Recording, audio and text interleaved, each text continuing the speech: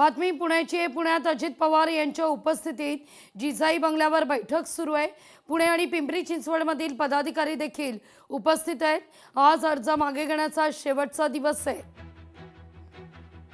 अजित पवारांकडून अनेकांना फोन गेलेला आहे।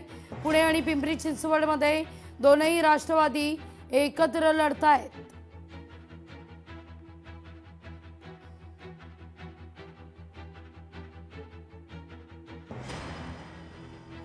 अधिक माहिती घेऊया आपले प्रतिनिधी अमोल धर्माधिकारी यांच्याकडून। अमोल, काय अपडेट?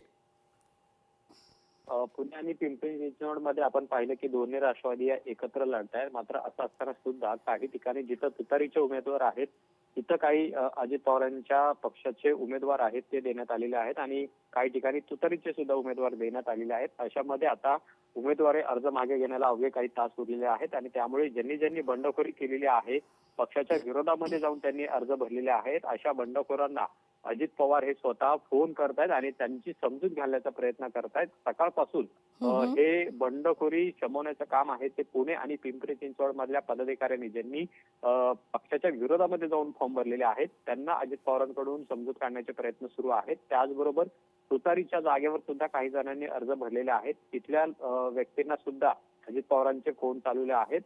पिंपरी आणि पुण्याचे जे शहराध्यक्ष आहेत दोन्ही पक्षाचे ते सुद्धा या ठिकाणी आलेले आहेत आणि त्यांच्या मार्फत हे फोन अजित पवारांना दिले जात आहेत आणि कुठेतरी हे सगळं वादळ आहे। दोन्ही पक्षातले जे उमेदवार आहेत 165 जागा असताना सुद्धा दोन्ही राष्ट्रवादीकडून त्याच्यापेक्षा जास्त अर्ज भरण्यात आलेले आहेत। त्यामुळे या सगळ्यांनी अर्ज मागे घ्यावे आणि दोन्ही राष्ट्रवादींनी मिळून या दोन्ही निवडणुकीला सामोरं जावं यासाठी सध्या अजित पवारांकडून मोठ्या प्रमाणात हालचाली सुरू झालेल्या आहेत। अगदी अमोल, धन्यवाद तुम्ही दिलेल्या सविस्तर माहिती करता।